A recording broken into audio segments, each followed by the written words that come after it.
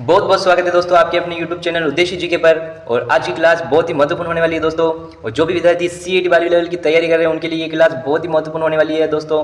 और क्लास को लास्ट तक देखना ताकि पता चल सके कि आपकी तैयारी कैसी चल रही है दोस्तों। और चैनल को सब्सक्राइब कीजिए ताकि ऐसी वीडियो रोज मैं ला सकूँ और आपके पास आ सके दोस्तों। तो चलिए शुरू करते हैं अपना पहला प्रश्न। पहला प्रश्न दोस्तों, राजस्थान की स्थापत्य कला का जनक किसे माना जाता है? तो राजस्थान की स्थापत्य कला का जनक किसे माना जाता है दोस्तों? आपको बताना है कमेंट में जल्दी से।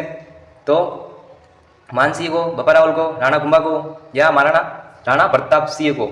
तो राजस्थान की स्थापत्य कला का जनक किसे माना जाता है दोस्तों? राणा कुंभा को। तो तीसरा इसका सही आंसर होगा। अगला प्रश्न है दोस्तों आपके सामने, महाराणा कुंभा ने लगभग कितने दुर्गों का निर्माण करवाया? तो महाराणा कुंभा ने लगभग कितने दुर्गों का निर्माण करवाया? 32 दुर्गों का, 30 दुर्गों का, 35 दुर्गों का या 8 दुर्गों का? तो महाराणा कुंभा ने लगभग कितने दुर्गों का निर्माण करवाया दोस्तों? जल्दी से कमेंट में बताइएगा। तो 32 दुर्गों का निर्माण करवाया, ये इसका सही आंसर होगा। अगला प्रश्न, 15वीं शताब्दी में मेवाड़ के शिल्पी मंडन के कितने ग्रंथ लिखे? तो आपको बताना जो दोस्तों जल्दी से, 15वीं शताब्दी में मेवाड़ के शिल्पी मंडल के कितने ग्रंथ लिखे? तो जल्दी से बताइए दोस्तों। ये शिल्पी मंडल नहीं मंडन है, तो थोड़ी सी टाइपिंग में मिस्टेक हो गई है दोस्तों। तो जल्दी से बताइएगा, 5 ग्रंथ, 3 ग्रंथ, 2 ग्रंथ या 4 ग्रंथ? तो जल्दी से कमेंट में बताइएगा। तो कितने ग्रंथ लिखे दोस्तों? 5 ग्रंथ। कौन कौन से? पहला होगा प्रसाद मंडन,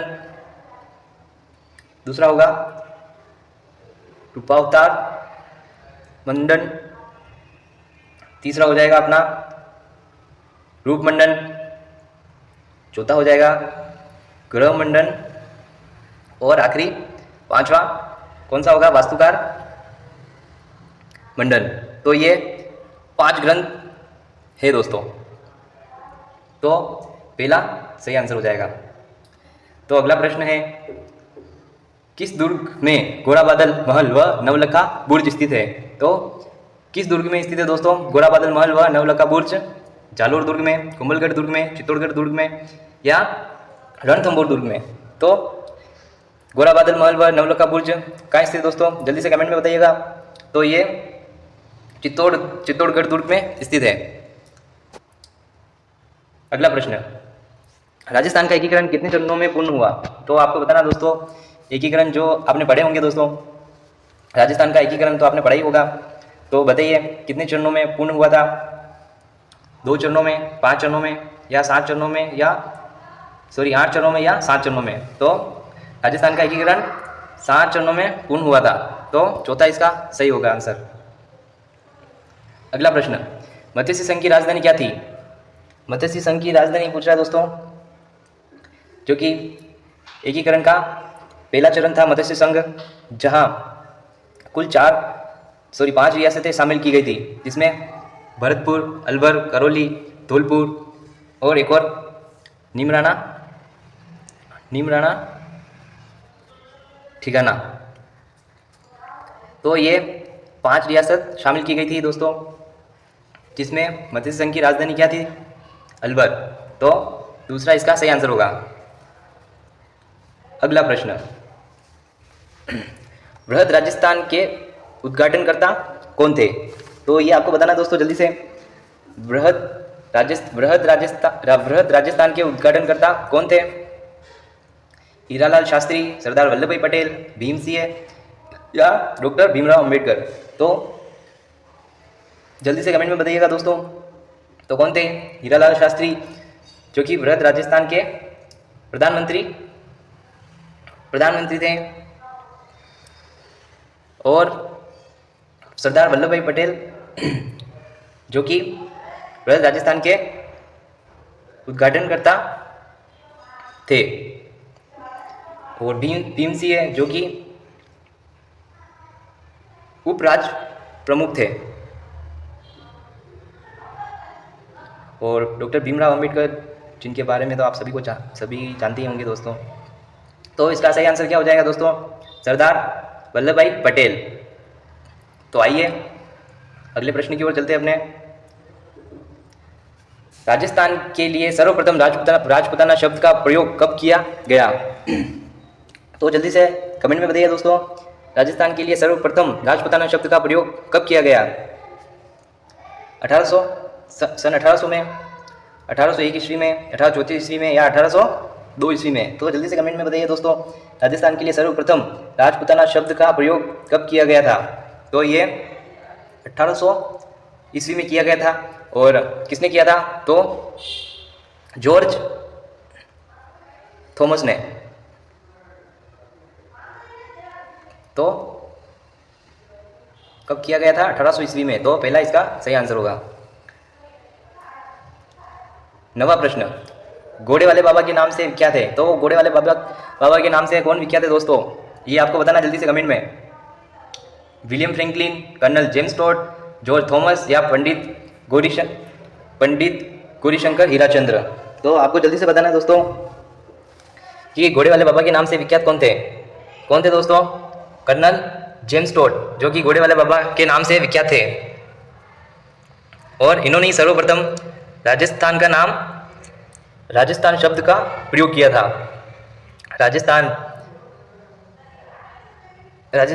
शब्द का प्रयोग किया था। राजस्थान और राजस्थान। और कब किया गया था दोस्तों? 1829 में। 1829 में किया था। इनकी एक पुस्तक है the annals and antiquities of Rajasthan. तो इस पुस्तक में इन्होंने राजस्थान नाम का जिक्र किया था।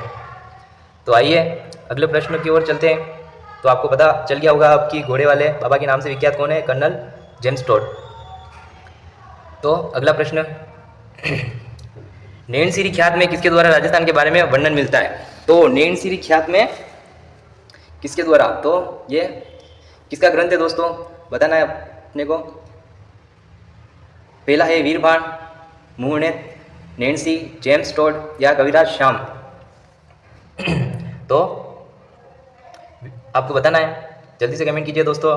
तो नैनसिरी ख्यात में किसके द्वारा राजस्थान के बारे में वर्णन मिलता है दोस्तों? तो यह है मुहूर्णित नैन्सी। तो दूसरा इसका सही आंसर हो जाएगा। 11वां प्रश्न, शीत महोत्सव कहाँ आयोजित होता है? तो आपको बताना है शीत महोत्सव कहाँ आयोजित होता है?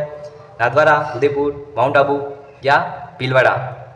जल्दी से कमेंट में बताइएगा दोस्तों, शीत महोत्सव कहाँ आयोजित होता है? तो शीत महोत्सव माउंट आबू सिरोही में आयोजित होता है।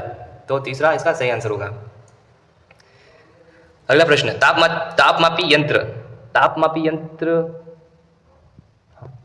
कौन सा है दोस्तों? इसमें आपको बताना है, जल्दी से बताइएगा।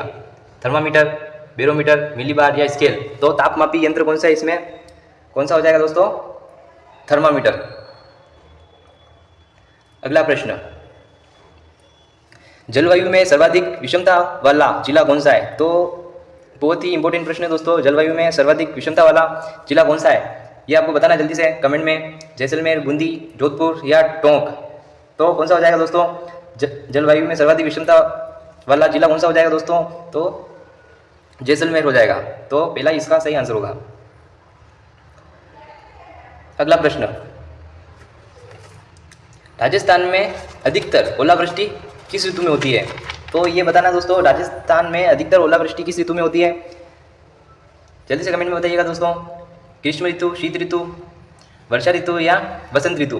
तो राजस्थान में अधिकतर ओलावृष्टि किस ऋतु में होती है दोस्तों? तो ये शीत ऋतु में होती है। और अगर सर्वाधिक पूछे तो मार्च अप्रैल में।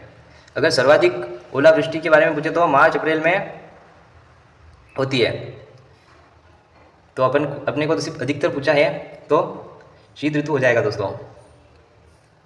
अगला प्रश्न,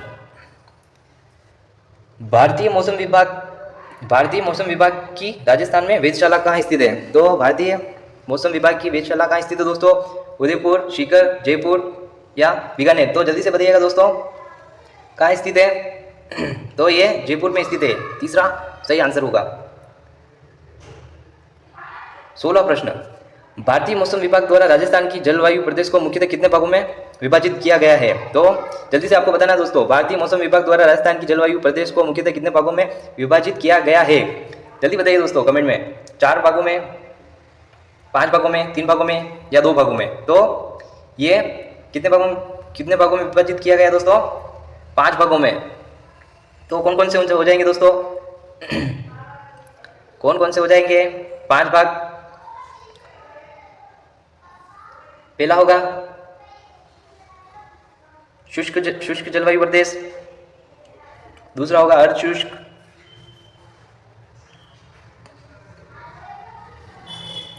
और तीसरा हो जाएगा उपार्द्र,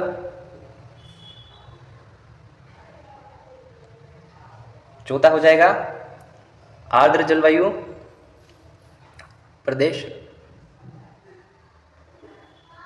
और 5वां हो जाएगा अति आर्द्र जलवायु प्रदेश। तो कितने हो गए? 5। तो ये 5 भागों में विभाजित किया गया है। अगला प्रश्न, वन्य जीव सुरक्षा अधिनियम कब पारित हुआ? तो जल्दी से बताना दोस्तों, वन्य जीव सुरक्षा अधिनियम कब पारित हुआ? 1972, 1947, 1973 या 1984? तो वन्य जीव सुरक्षा अधिनियम कब पारित हुआ दोस्तों? 1972 में। तो पहला इसका सही आंसर हो जाएगा। अगला प्रश्न, राजस्थान का वन्य जीवों की दृष्टि से भारत में कौन सा स्थान है? तो राजस्थान का वन्य जीवों की दृष्टि से भारत में कौन सा स्थान होगा दोस्तों? आपको जल्दी से बताना है दोस्तों, ये पहला स्थान, तीसरा स्थान, चौथा स्थान या दूसरा स्थान? तो राजस्थान का वन्य जीवों की दृष्टि से भारत में दूसरा स्थान है। और पहला स्थान किसका दोस्तों? तो वो है असम का। तो अपना राजस्थान का दूसरा स्थान हो जाएगा। अगला प्रश्न, केवलादेव राष्ट्रीय उद्यान कहाँ अवस्थित है? तो बहुत ही इंपॉर्टेंट प्रश्न है दोस्तों, बहुत ही अच्छा प्रश्न है। केवलादेव राष्ट्रीय उद्यान कहाँ अवस्थित है?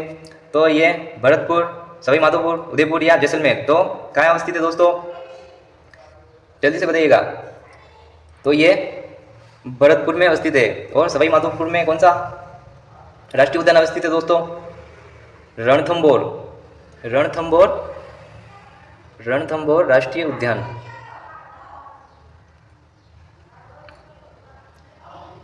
तो हमें केवलादेव राष्ट्रीय उद्यान बताना है दोस्तों, तो ये भरतपुर हो जाएगा। तो आइए अगले प्रश्न की ओर चलते हैं दोस्तों, और अपना आखिरी प्रश्न होगा दोस्तों ये, सुंदा माता पर्वत कौन से अभ्यारण्य के लिए प्रसिद्ध है? तो ये जल्दी से बताना आपको, सुंदा माता पर्वत कौन से अभ्यारण्य के लिए प्रसिद्ध है? सुंदा माता जो कि जालोर में है दोस्तों अपने। तो बताना है अपने को बताना है कोई कौन सा अभ्यारण्य यहाँ के लिए प्रसिद्ध है दोस्तों।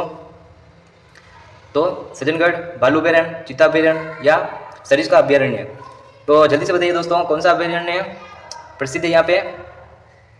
तो भालू अभ्यारण्य यहाँ का प्रसिद्ध है।